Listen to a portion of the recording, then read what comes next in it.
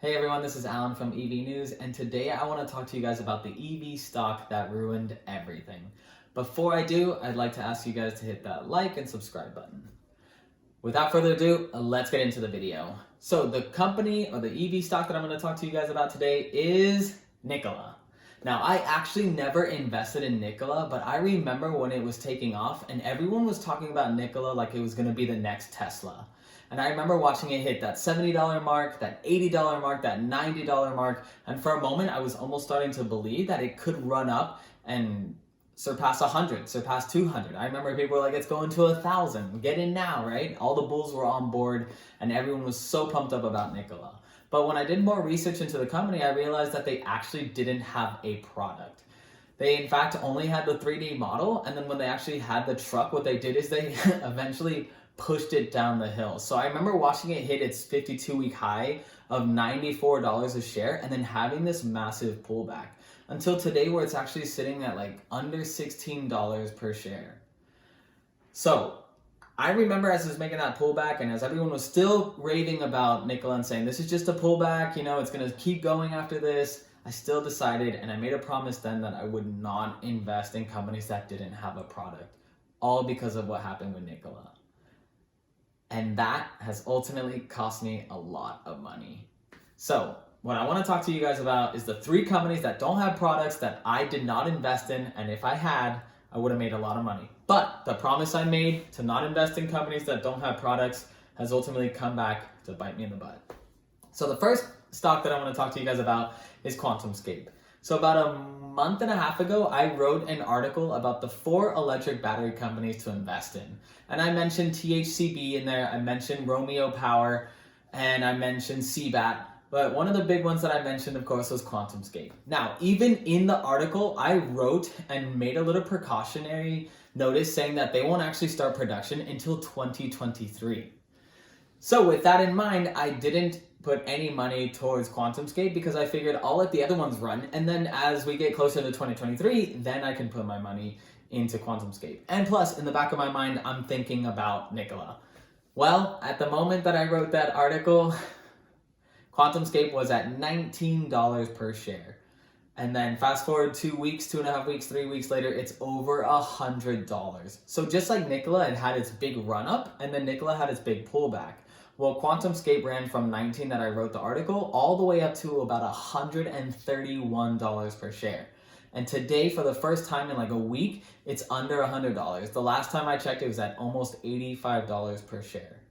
But of course, I've told you 3 companies. So QuantumScape is the first. The second one that I missed out on, and I wrote an article about what's in a lithium-ion battery, and up to date, that was one of the best articles that I'd ever written. I did so much research, and in that article, I gave out about 24 or 25 different tickers or companies to invest in.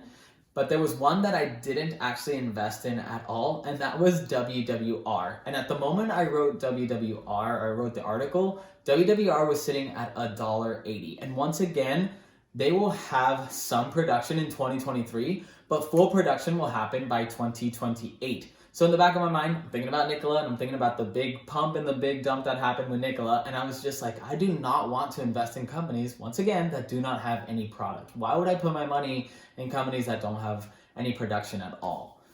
And ultimately, that cost me as well. It went all the way from $1.80, it actually dropped down to $1.50, and then it just skyrocketed and went all the way up to $18, almost $18 in pre-market.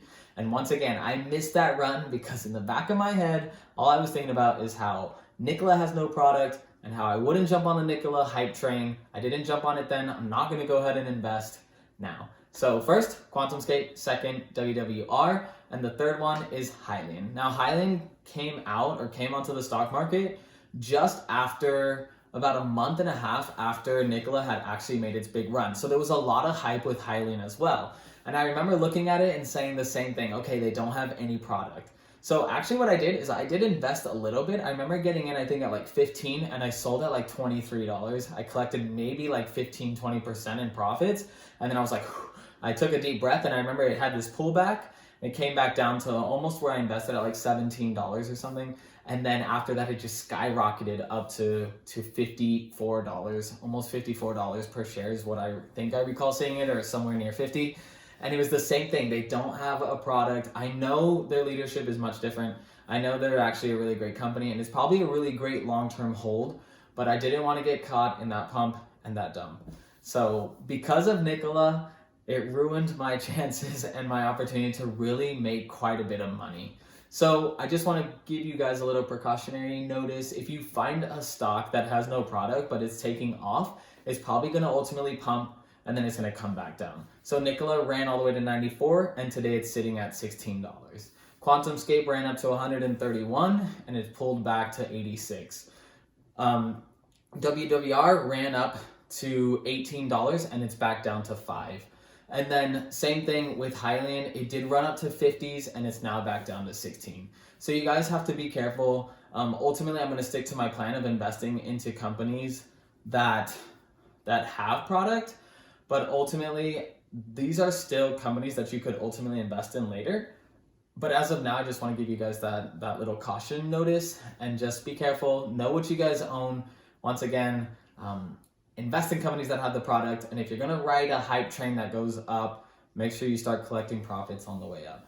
You all take care. Once again, hit that like and subscribe. I'll catch you guys in the next video. See ya.